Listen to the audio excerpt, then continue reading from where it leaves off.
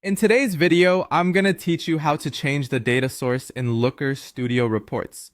Whether you're looking to update the data source for an entire report or just for individual components, I've got you covered. Let's dive right in and start by visiting Looker Studio. You have two primary options for changing the data source.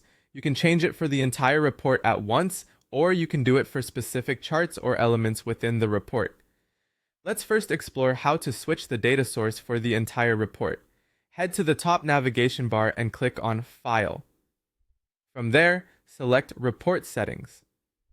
Doing this opens up the Report Settings panel on the right-hand side of your screen. Within this panel, locate the current data source name.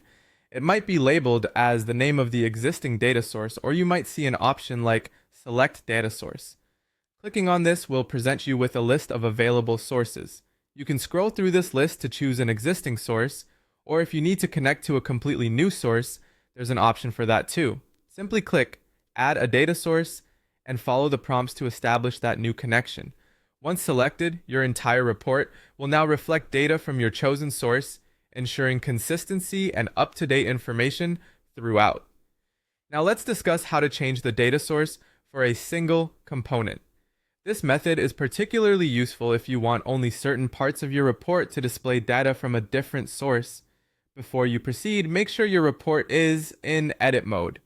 Click on the specific chart, table, or visualization whose data source you intend to change. Once selected, shift your attention to the setup panel on the right. Within this panel, you'll see a section titled Data Source. Click the current data source name, which will trigger a drop-down menu listing potential sources. Choose the new data source from this drop-down. The result, only the selected component will update to reflect the new data. Keep in mind, if you have multiple components you want to update, you'll need to repeat these steps for each individual element.